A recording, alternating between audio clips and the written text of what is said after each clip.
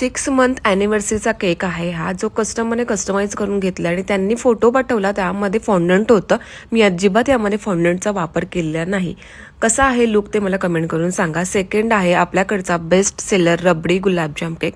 यामध्ये मी गुलाबजाम आणि रबडी स्वतः घरी बनवलेला आहे. याची फिलिंग बघा किती भरभरून आहे. तसेच खायला हा खूप यमी लागतो. याचा रिव्ह्यू मी शेवटी अटॅच केला आहे, तो नक्की बघा. आणि हा सिम्पल केक बनवते बिकॉज कस्टमाइज नव्हता आणि कस्टमरला खाण्यासाठीच हवा आहे. तर हा आहे याचा फायनल लुक. तर हा केक कसा आहे ते देखील कमेंट करून नक्की सांगा. थर्ड होता बेंटो केक.